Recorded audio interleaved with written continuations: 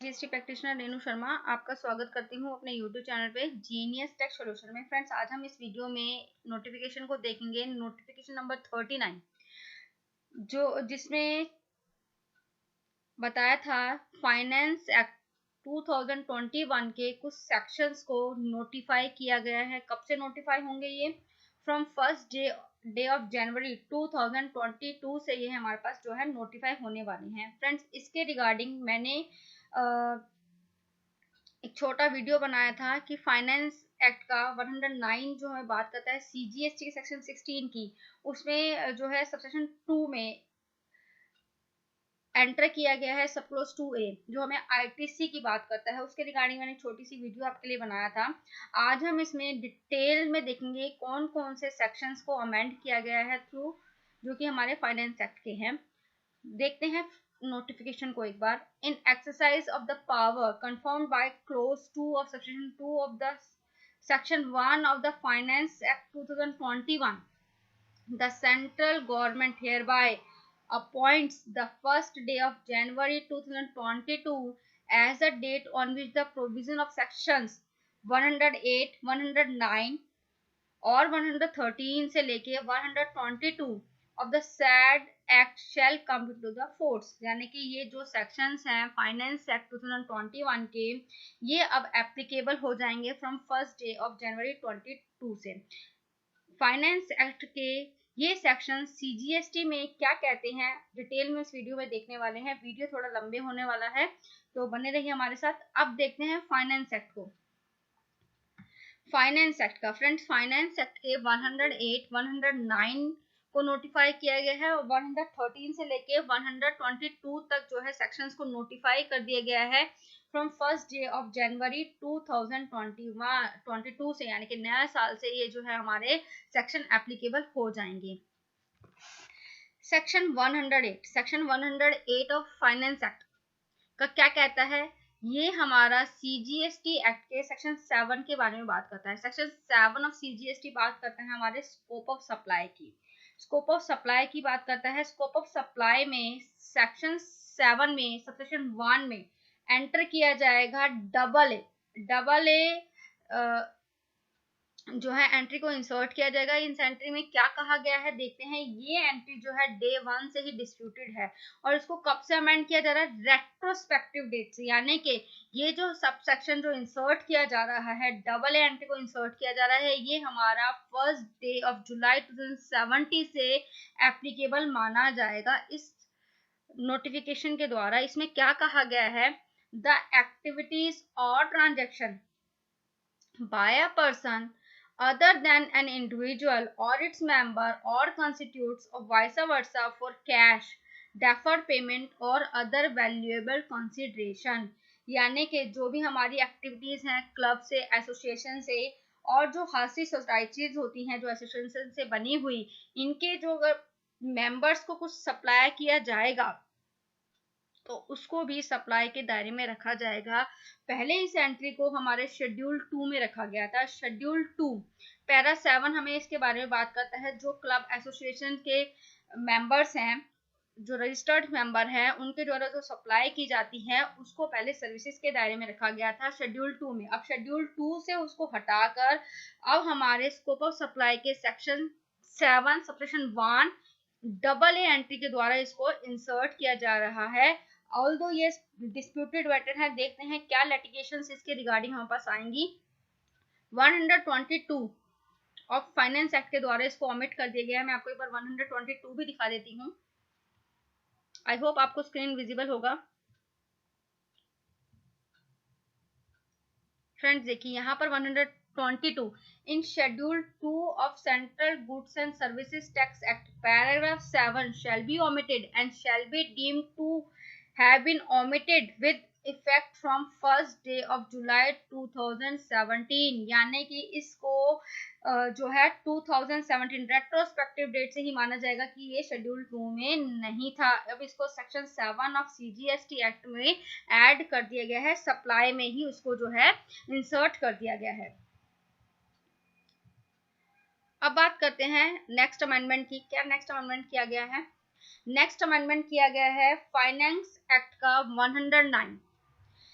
In section 16 of Central Goods and Services Act, in subsection 2, after clause A, the following clause shall be inserted. यानी double A close को insert कर दिए गए section 16 के. Section 16 of CGST हमें बात करता है eligibility and condition to claim ITC में क्या इंसर्ट किया गया है. The details of the invoices और debit note refer to in clause A has been furnished by a supplier in a statement of outward supplies, and such details have been communicated to the recipient of such invoice or debit note in manner specified in under section 37. Friends, जो हमारा rule था, rule 36 सब rule 4, जो हमें बात करता था provisionally ITC को क्लेम करने का, कि पहले क्या था, कैपिंग की गई थी 20% की, फिर कैपिंग की गई 5% की, 10% की, फिर कैपिंग की गई थी प्रोविजनली की आप एज पर सेक्शन रूल 36 सब रूल 4 के अकॉर्डिंग आप प्रोविजनली 5% जो है ITC क्लेम कर सकते हैं. अगर आपका 2A या 2B में नहीं आ रहा है, आपके सप्लायर ने आपके आउटवर्ड की डिटेल्स नहीं फाइल करी हैं, तो आपको वो 2A में रिफ्लेक्ट नहीं हो रहा था, तो आप प्रोविजनली 5% ले सकते थे. अब इस एंट्री के द्वारा उस रूल को जो है ऑमिट कर दिया गया है. अब सेक्शन 16 में ही इंसर्ट कर दिया गया है. अगर आपके सप्लायर ने आपकी जो है डिटेल्स फर्निश नहीं करी हैं, तो आप उसका जो है ITC नहीं ले पाएंगे. सेक्शन 37 में हम अपनी कौन सी रिटर्न फाइल करते हैं, आउटवर्ड स्टेटमेंट. आउटवर्ड स्टेटमेंट अगर आपकी नहीं सप्लायर ने, आपकी कॉरेस्पॉन्डिंग सप्लायर ने नहीं करी है, तो रेसिपिएंट को कम्युनिकेट नहीं होगी और वो ITC का बेनिफिट नहीं ले पाएगा. अब आप और भी अलर्ट हो जाइए फ्रॉम 1 जनवरी 2022 से. जब भी आप अपने किसी सप्लायर से डील करते हैं, तो आप उससे जरूर पूछिए कि आप GST कंप्लायंसेस करते हैं या नहीं करते, क्योंकि उसका फिर जो है खामियाजा आपको भुगतना पड़ेगा. आपको ITC नहीं मिलेगा और आपकी जो है अननेसेसरी कैपिटल जो है ब्लॉक हो जाएगी. आपको उसका उस टाइम टैक्स पे करना पड़ेगा. अब बात करते हैं नेक्स्ट अमेंडमेंट की. नेक्स्ट अमेंडमेंट किया गया है हमारा 113 सेक्शन में. सेक्शन 113 में, सेक्शन 113 ऑफ फाइनेंस एक्ट बात करता है CGST के सेक्शन 74 की. सेक्शन 74 की बात करता है. इसमें जो है एक्सप्लेनेशन में कुछ अमेंडमेंट किया गया है. क्या अमेंड किया गया है, in section 74 Section 74 of Central Goods and Services Tax Act, in explanation 1 in clause 2 of the word figure section 122, 125, 129 और 130 of the word figure section 122 और 125 shall be substituted. यानी इनको अब सब्स्टिट्यूट कर दिया गया है. सेक्शन 74 हमें बात करता है, सेक्शन 74 बात करता है अगर आपने कोई गवर्नमेंट को टैक्स कम पे किया है या नहीं पे किया, एररसली आपने रिफंड ले लिया फ्रॉड करने के इंटेंशन से, तो आपके ऊपर प्रोसीडिंग्स चलती थी सेक्शन 122 में, 125 में, 129 में और 130 में. अब आपके ऊपर केवल 2 ही प्रोसीडिंग्स चलेंगी, सेक्शन 122 की और सेक्शन 125 की. सेक्शन 129 और 130 को जो है वो अलग से उसको प्रेसिडिंग चलेंगी, जो हमें बात करती थी अगर आप कोई डिटेंशन हो गई है, आपके गुड्स को पकड़ लिया है, ईवी बिल की जो प्रेसिडिंग्स थी वो सेपरेटली उसकी चलेंगी. अब बात करते हैं नेक्स्ट अमेंडमेंट की. नेक्स्ट अमेंडमेंट किसमें किया है, सेक्शन 114 ऑफ फाइनेंस एक्ट. ये बात करता है in section 75 of the central goods and services tax act, in subsection 12 the following explanation shall be inserted. यानी अब सेक्शन 75 हमें बात करता था general provision relating to determination of tax की. इसमें जो सबसेक्शन 12 है, सबसेक्शन 12 में ये इस एक्सप्लेनेशन को ऐड कर दिया गया है. ये एक्सप्लेनेशन हमें क्या कहती है, for the purpose of this subsection the expression self-assessed tax shall include the tax payable in respect of details of outward supply furnished under section 37 but not including return furnished under section 39. इस subsection में क्या लिखा था, इस क्या कहना चाह रहा है कि आपने अपनी सेल्फ असेस बेस पे जो आपने लायबिलिटीज डिक्लेयर करी हैं इन सेक्शन 37 में, सेक्शन 37 दैट मीन्स हमने जो GSTR 1 फाइल करी है उसको ही सेल्फ असेस्ड माना जाएगा। और अगर आपने 3 वीक में उसको गवर्नमेंट को टैक्स पे नहीं किया है तो आपसे रिकवरी की जाएगी सेक्शन 39 में without giving a notice. Without giving a notice example से समझते हैं, यानी कि आपने GSTR 1 में अपनी आउटवर्ड्स टैक्स लायबिलिटीज दिखा दी 1 लाख रुपीज की, और GSTR 3 वीक में आपने दिखाया है 10,000 रुपीज। तो इस केस में आपने गवर्नमेंट को टैक्स कम पे किया, हो सकता है ये आपसे बाय मिस्टेक हुआ हो, आपने क्लैरिकल मिस्टेक की वजह से जो है GSTR 1 में तो 1 लाख रुपए का टैक्स लायबिलिटीज दिखा दिया और GSTR 3 में 10,000 का दिखाया। तो आपके या तो आप उसको पहले से रेक्टिफाई कर दीजिए, नहीं तो गवर्नमेंट जो है आपसे उसके अगेंस्ट रिकवरी कर लेगी। अगर इस तरीके का आपसे क्लैरिकल मिस्टेक होती है तो आप GSTR 1 को फाइल करते समय अलर्ट हो जाइए, क्योंकि आपकी जो GSTR 1 है उसको सेल्फ असेस्ड लायबिलिटीज मान लिया जाएगा और उसके अकॉर्डिंग ही आपसे जो है रिकवरी की जाएगी। अब बात करते हैं मोस्ट डेंजरस, इन्होंने जो है अमेंड किया है सेक्शन में। क्या अमेंड किया है? Amendment of section 683।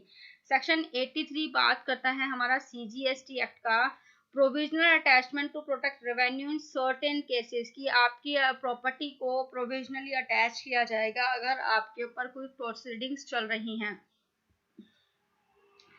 In section 83 of Central Goods and Services Tax Act 4 subsection 1 the following subsection shall be substituted। इस सेक्शन को सब्सिट्यूट किया कर दिया गया है। पहले देखते हैं सेक्शन 83 हमें कहता क्या है। सेक्शन 83 बात करता है where during the pendency or any proceeding under section 62, under section 63, 64, 67, 73 या 74 में अगर आपकी तरफ प्रोसीडिंग्स चल रही थी तो आपकी अटैच किया जाता है प्रोविजनली प्रॉपर्टी को। अब इस सब सेक्शन को ही सब्स्टिट्यूट कर दिया गया, इस सब सेक्शन में चैप्टर्स को ही डाल दिया गया है। कौन कौन से चैप्टर्स को डाल दिया गया है देखते हैं। अब इसमें where after the intimation of any proceeding under chapter 12, अगर आपके में प्रोसीडिंग चल रही हैं चैप्टर 12 के according, chapter 12 of CGST act हमें बात करता है असेसमेंट की। अगर आपके ऊपर कोई असेसमेंट हो रही है, प्रोविजनल असेसमेंट है, स्क्रूटनी ऑफ रिटर्न्स किया गया है, या आप नॉन फाइलर आपने कोई रिटर्न फाइल नहीं की, उसके अगेंस्ट आपके प्रोसीडिंग्स चल रही हैं, तो आपकी प्रॉपर्टी को अटैच कर लिया जाएगा। चैप्टर 14 को ऐड कर दिया। चैप्टर 14 क्या कहता है? चैप्टर 14 बात करता है inspection, search, seizure and arrest की, जिसमें आपकी मूवमेंट ऑफ गुड्स आ गया, पावर टू अरेस्ट की सेक्शन है, पावर टू समन का सेक्शन है। इस सारे चैप्टर को ही इस सेक्शन में ऐड कर दिया गया है। और चैप्टर 15 फ्रेंड्स, चैप्टर 15 बात करता है हमारा डिमांड एंड रिकवरी की। इस चैप्टर में अब इस सब सेक्शन में 83 में इन तीनों चैप्टर को ऐड कर दिया गया है, जो कि मोस्ट डेंजरस चेंज किया गया है कि अगर आप के अगेंस्ट कोई प्रोसीडिंग्स चल रही हैं तो उसके अगेंस्ट आपके बैंक को सीज किया जा सकता है, फ्रीज किया जा सकता है, आपकी प्रॉपर्टी को अटैच किया जा सकता है। कि गवर्नमेंट को लगता है कि डिपार्टमेंट को लगता है कि आपके जो प्रोसीडिंग्स चल रही हैं आप देश को छोड़ के जा सकते हैं, तो उसके रिगार्डिंग जो है अब आपकी प्रॉपर्टी को भी अटैच किया जा सकता है। तो आप अपने GST कंप्लायंसेस कीजिए। अगर आपके पास नोटिस आता है तो आप उसका रिप्लाई टाइमली कीजिए। आई होप फ्रेंड्स आपको यहाँ तक समझ में आया होगा। कोई भी डाउट है तो आप हमसे कमेंट सेक्शन में पूछ सकते हैं और आपको स्क्रीन विजिबल होगी, आई होप सो। अब बात करते हैं नेक्स्ट अमेंडमेंट की। नेक्स्ट अमेंडमेंट हमारा क्या किया गया है?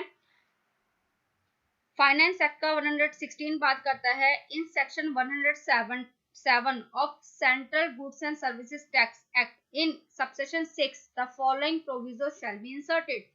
सेक्शन 107 हमें बात करता है अपील के बारे में। अपील में सबसेक्शन 6 में इस प्रोविजो का ऐड किया जाएगा। प्रोविजो क्या कहता है? Provided that no appeal shall be filed against an order under subsection 3 of section 129 unless a sum equal to 25% of the penalty has been paid by the appellant। Section 129 हमें बात करता है कि अगर आपके गुड्स को डिटेन कर लिया गया है, सीज कर लिया गया है रास्ते में, ट्रांजिट में, तो आपको उसका 25% जो है जमा कराना होगा अपील में जाने से पहले। अब एक बार देख लेते हैं सेक्शन 107 क्या कहता है। सेक्शन 107 बात करता है अपील टू अपीलेट अथॉरिटी। इसका सबसेक्शन 6 में इस प्रोविजो को ऐड किया गया है friends. No appeal shall be filed under section 1 unless the appellant has paid। जब भी हम किसी अपील में जाते हैं तो हमें अपील में जाने से पहले कुछ अमाउंट को डिपॉजिट कराना होता है। उस में ही इस एंट्री बी के बाद एक प्रोविजो को ऐड कर दिया गया है। प्रोविजो जो कहता है कि अगर आपके अंडर सेक्शन 129 में कोई प्रोसीडिंग चल रही थी तो आपको उसका 25% जमा कराना होगा। अब देखते हैं नेक्स्ट चेंज क्या किया गया है। नेक्स्ट चेंज किया गया है सेक्शन 129 में फ्रेंड्स। सेक्शन 129 में बहुत सारे चेंजेस किए गए हैं। देखते हैं क्या चेंजेस किए गए हैं। सेक्शन 129 हमें डिटेंशन की बात करता है। इसके सब क्लोज 1 सबसेक्शन 1 के क्लोज ए और बी में को सब्स्टिट्यूट कर दिया गया है। क्या किया गया है? On payment of penalty equal to 200% of the tax payable of such goods, and in case of exempt goods or the payment of an amount equal to 2% of the value of the goods of 25,000 rupees, whichever is less, where the owner of the goods comes forward for the penalty of such payment। तो इसको add कर दिया गया है। B में कुछ changes किए गए हैं। क्लोज बी में देखते हैं क्या चेंजेस किए गए हैं। On the payment of penalty equal to 50% of the goods और सर्विसेज, और 200% या तो 50% हो या फिर 200% of the tax payable on such goods whichever is higher. आपसे हायर जो है चार्ज किया जाएगा। And in case of exempt goods, अगर आपकी एग्जाम्प्ट गुड्स हैं, ऑन द पेमेंट ऑफ और अमाउंट ऑफ इक्वल टू 5% आपसे क्लेम किया जाएगा अगर आपकी गुड्स को डिटेन कर दिया जाता है। Of the value of goods of 25,000 rupees, whichever is less, where the owner of the goods does not come forward for the payment of such penalty। और इसमें सबसेक्शन 2 को जो है हटा दिया गया है। सबसेक्शन 3 ऑफ सेक्शन 129 में इस क्लोज को जो है सब्स्टिट्यूट किया गया है। क्या क्या कहा गया है इस सबसेक्शन में? The proper officer detaining or seizing goods or conveyance shall issue a notice within 7 days of such detention of seized or specify the penalty payable, and thereafter pass an order within a period of 7 days from the date of service of such issue for payment of penalty under subclause A B of subsection 1। मांग सकता है आपसे penalty. Of section 6 में क्या changes किया गया है? Where the person transporting any goods और the owner of such goods fails to pay the amount of penalty under subsection 1 within 15 days from the receipt और the copy of the order passed under section 3। Subsection 3 में अगर आपके पास order की copy पास कर दी गई है, within 15 days अगर आप पेमेंट नहीं करते हैं तो क्या होगा आपके साथ? The goods of conveyance of detained और seized shall be liable to sold और disposed of the otherwise in such manner and within such time as may be prescribed to recovery the penalty payable under section 3। अगर आपने जो है within 15 days उसकी payment नहीं करी तो जो आपकी गुड्स को डिटेन किया गया उसको सोल्ड भी किया जा सकता है। अगर आपकी गुड्स जो है जल्दी खराब होने वाली हैं, पेरिशेबल हैं, हजारियस है, तो आपको जो है विद इन 15 days से पहले भी उसको जो है गुड्स को सोल्ड किया जाता है अगर प्रॉपर ऑफिस को ऐसा लगता है तो। अब बात करते हैं सेक्शन 100 सेक्शन नेक्स्ट चेंज क्या किया गया है वो देखते हैं।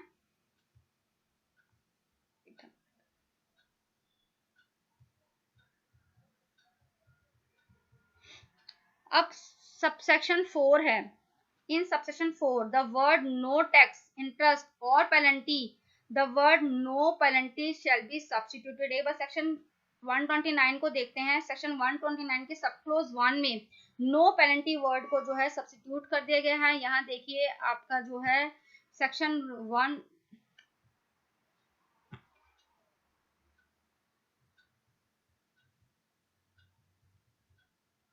129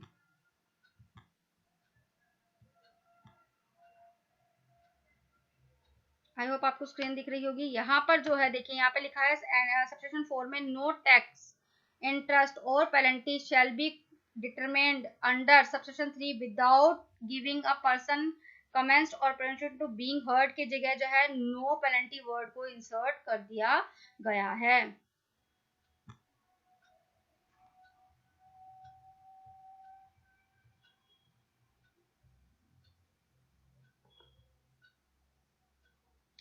सबसेक्शन 6 में क्या अमेंडमेंट किया गया है? सबसेक्शन 6 हमने देख लिया है। अब बढ़ते हैं सेक्शन 130 की तरफ। सेक्शन 130 ऑफ सीजीएसटी एक्ट में क्या चेंजेस किए गए हैं? In section 130 of central goods and services tax subsection 1 के एंट्री ए में क्लोज ए में क्या चेंज किया गया है? Notwithstanding anything contained in this act if the word where shall be substituted. पहले क्या था? Notwithstanding contained in this act, if की जगह अब वेयर लगा दिया गया है। क्लोज बी में क्या किया गया है?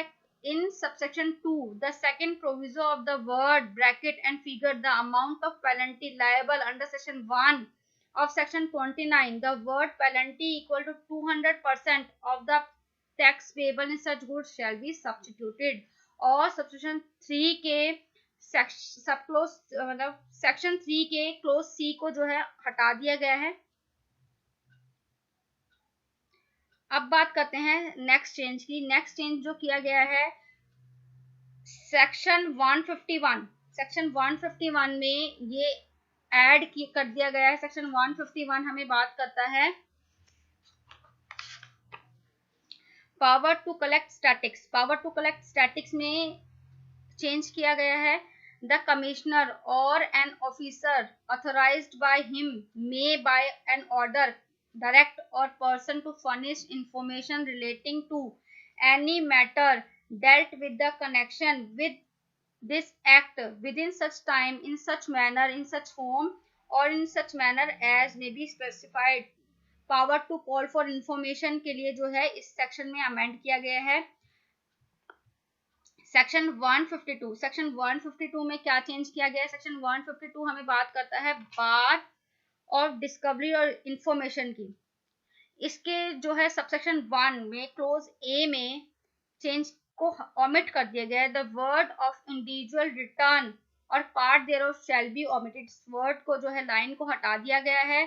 और क्लोज बी में after the word any proceeding under this act the word without giving an opportunity of being heard the person concern shell be inserted. यानी अब उसको अपॉर्चुनिटी दी जाएगी बीइंग हर्ड की, उसको जो है इंसर्ट कर दिया गया है और क्लोज बी को हटा दिया गया है, ओमिट कर दिया गया है।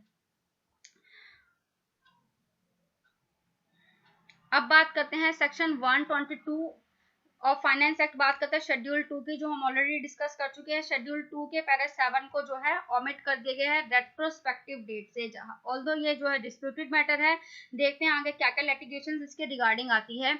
आई होप फ्रेंड्स आपको ये जो नोटिफिकेशन के द्वारा चेंजेस किए गए हैं फाइनेंस एक्ट को, जिन जिन सेक्शन को अब नोटिफाई किया गया है, आपको समझ में आया होगा। फिर भी कोई डाउट है तो आप हमसे कमेंट सेक्शन में पूछ सकते हैं। फ्रेंड्स अगर आपको हमारी वीडियोस अच्छी लगती हैं तो प्लीज़ लाइक कीजिए, शेयर कीजिए और मेरे चैनल को सब्सक्राइब कीजिए। और जीएसटी में नॉलेज को इन्हांस करना चाहते हैं तो जुड़े रहें हमारे चैनल के साथ। मैंने इस वीडियो में आपको जो है डिटेल में समझाने की कोशिश करी है। अगर आपको फिर भी कोई किसी सेक्शन को लेके कहीं पे डाउट होता है तो आप हमसे कमेंट सेक्शन में पूछ सकते हैं। Thank you for watching.